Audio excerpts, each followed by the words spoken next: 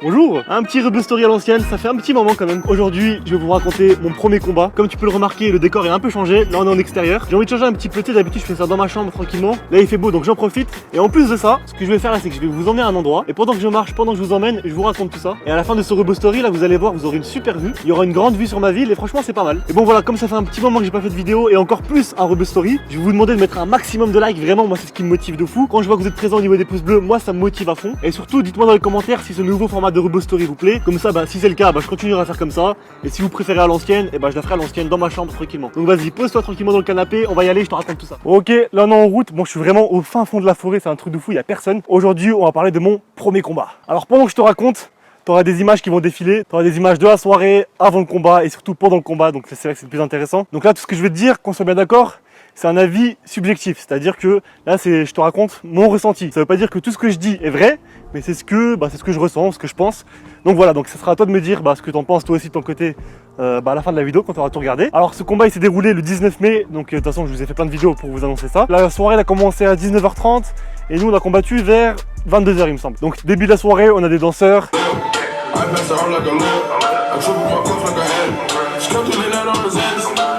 On a des rappeurs. Ok, voilà. Alors, au courant, mes textes, ils te tiennent au courant. Moi, un livre. Comment pourrais-je accepter ce que je rêve de changer? Yeah. C'est comme ça qu'on fait, c'est moi là, je suis sorti du ring. 9-3-200, je suis pas un mytho. Comme ça qu'on fait, et je t'ai dit, je suis pas pudique. J'arrive ici et je suis venu provoquer le public. Merci. C'est comme ça qu'on fait, mon gars. Moi, je suis debout. Elle dégoûtée face à moi, je sais pas si tu vas tenir le coup. D'ailleurs, mon blaze à moi, ça vient de Saint-Denis. 9-3-2, bonsoir, mademoiselle. C'est une jolie fille. C'est comme ça qu'on fait, moi, je dis pas goûter. Et surtout, un mec que j'ai vraiment kiffé, c'était un hypnotiseur. Et moi, ce qui m'a fait rire avec cet hypnotiseur, c'est qu'à un moment, il a hypnotisé un abonné, c'était un abonné, mais pour moi, c'est devenu un pote. Il a hypnotisé un pote à moi. Et en fait, en gros, il lui a fait croire que il se transformait en Super Saiyan. Donc le mec croyait vraiment que c'était un Super Saiyan. De toute façon, je vais vous montrer les images. Vous allez voir, vous allez délirer.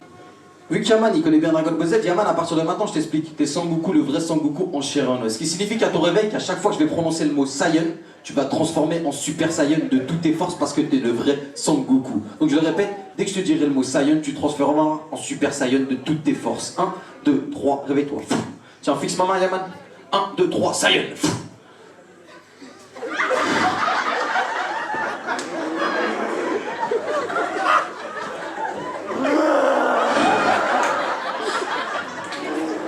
Yaman, stop. Là, tu vas faire la deuxième transformation un peu plus fort, on veut t'entendre. 1, 2, 3, Saiyan.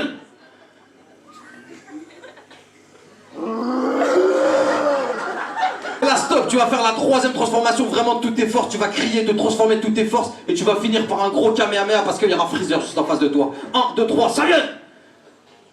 Plus fort, plus fort, plus fort. Fais le Kamehameha, t'as Freezer en face de toi.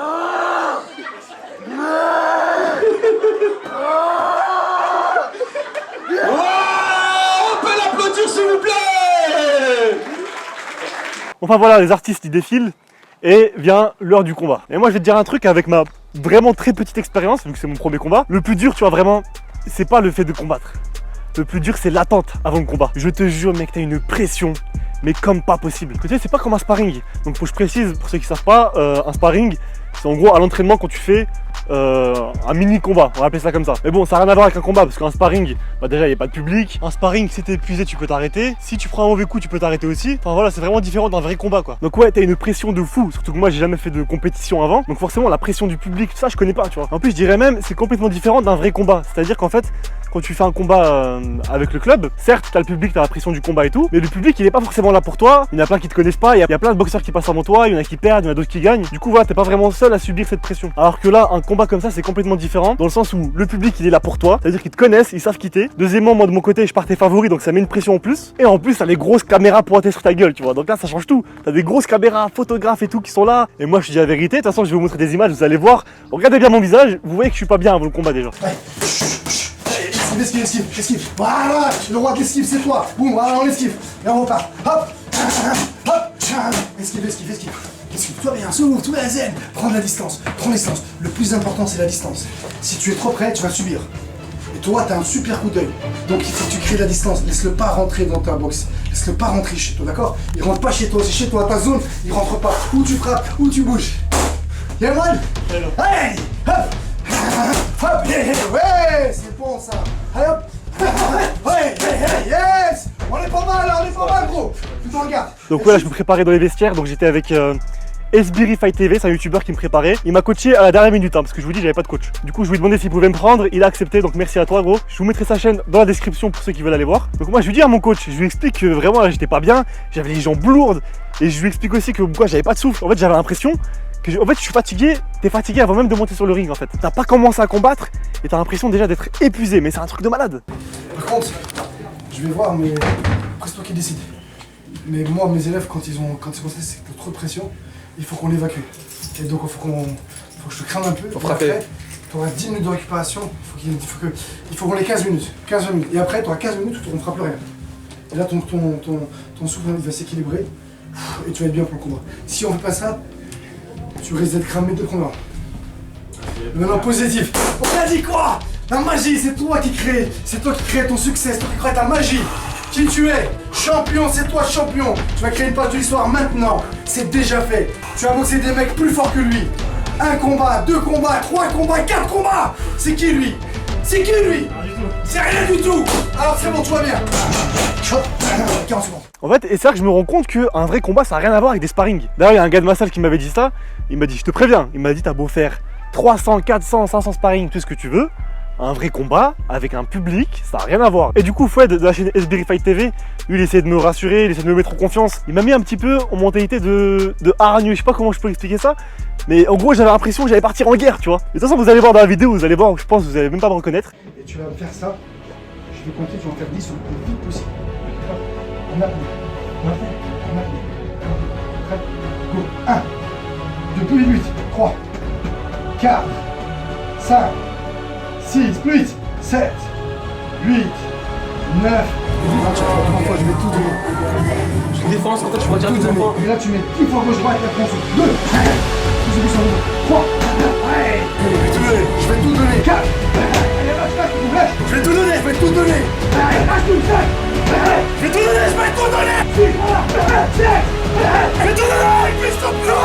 8, 9, parce que c'est mieux déjà. Là on va lâcher, faut qu'on historise. Toute la pression qu'on a, on va l'éliminer, on va la mettre dans les points. On t'a fou. Tu vas mettre l'éclair. Tu piques comme les papillons.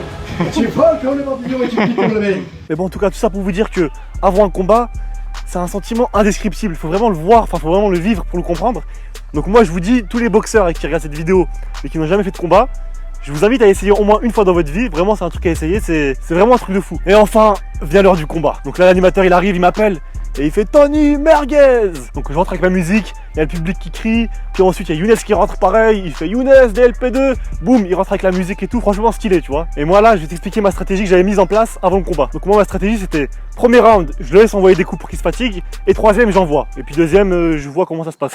Donc là, moi, je dis la vérité, premier round, j'étais pas du tout dedans. C'est-à-dire que même si moi, ma stratégie, c'était de le laisser envoyer, j'arrivais pas à gérer ma boxe en fait. Et je vous le dis, c'est parti en boxe dégueulasse, c'est parti en bagarre. Et vraiment, j'arrivais pas à poser ma boxe. Parce que moi, la boxe, c'est quoi? C'est je mets 2-3 coups, boum, je ressors, 2-3 coups, boum, je ressors.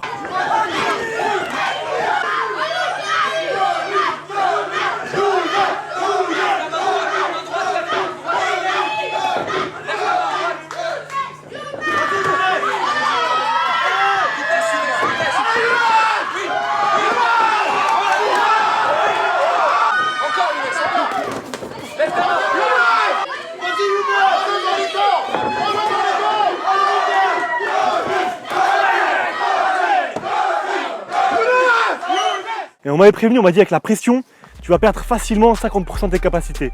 Et moi j'ai l'impression que j'avais perdu 80% de mes capacités. Vraiment limite, hein, j'avais l'impression de revenir à ma première année de boxe quand je tapais comme un bourrin là. Et d'ailleurs tout à l'heure j'ai appelé Younes, on essaie de comprendre pourquoi c'est parti en bagarre comme ça.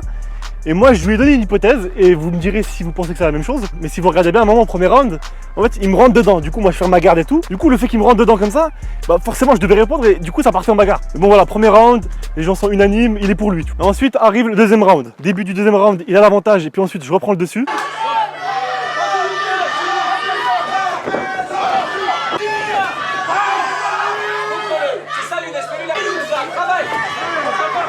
et c'est là que je vais te parler d'un gros problème durant le combat. Donc comme t'as pu remarquer, j'avais un casque dégueulasse. Il suffisait d'à peine le toucher puis il partait en freestyle. Même quand je jouais contre un coup, il partait. Quand je voulais esquiver, il partait. Il bougeait, il était pas stable et tout. Remettre le casque et repartir, et c'était vraiment très chiant à voir. Et ça me gâchait grave la vue. Puis même vous allez voir, à un moment, c'était au début du deuxième round. À un moment on est collé, j'essaie de relever ma tête. Le casque il s'enlève, du coup il me cache la vue, je vois plus rien. Et au moment où il tombe, boum, je reçois un coup.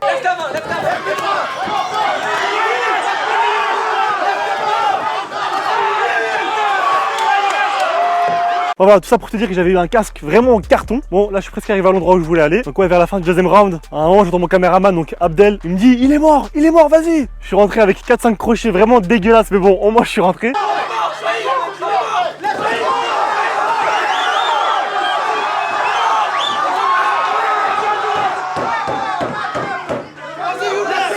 Et là arrive le troisième round. Et à ce moment-là, la stratégie elle change. C'est-à-dire qu'il y a mon coach, donc Esbiri, il me dit de ne plus reculer et de mettre la pression. Donc c'est ce que j'ai fait, je l'ai pas laissé avancer et je mettais mes grosses patates dégueulasses là. Voilà, et pendant le round, on voit plusieurs fois Younes qui est au bord du carreau. Même lui m'avait dit s'il y avait 15 ou 30 secondes de plus, il m'a dit frère, je serais par terre.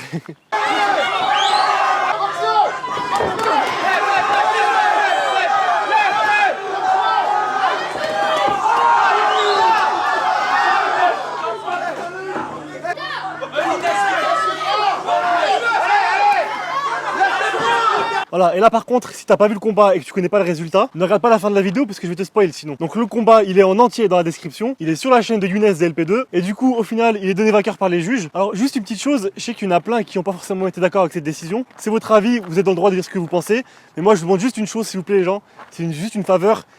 Je vous demande juste de rester respectueux dans les commentaires. Voilà, même si vous n'êtes pas d'accord, ou même si vous avez trouvé que notre boxe a été dégueulasse, surtout par rapport à ça, on a conscience qu'on a boxé n'importe comment dans le sens où on est parti à la bagarre, donc ça sert à rien de nous le répéter, on a très bien vu. Voilà, donc encore une fois j'insiste, un maximum de respect s'il vous plaît les gens. Parce que je vous le dis, Younes et moi, sincèrement, on s'entend super bien. Ça c'est un truc que certains ne comprennent pas, c'est pas parce qu'on a combattu qu'on est en guerre ou je ne sais quoi. Je vous le dis, la veille du combat, on a bu un verre ensemble et le lendemain, on a rebu un verre ensemble. Voilà, en tout cas, c'était une bonne expérience. Moi, je vous le dis, c'est un truc que j'ai kiffé. Si c'était à refaire, je l'aurais fait. Ah oui, et petit remerciement à Cyril et Buffa qui m'ont aidé pour le combat. Bon, même si j'ai perdu, merci quand même. Et merci à mon coach Momo aussi. Bon, je suis désolé, Momo. Non, parce qu'en fait, je vous explique, mon coach, il m'avait bien dit, il avait insisté.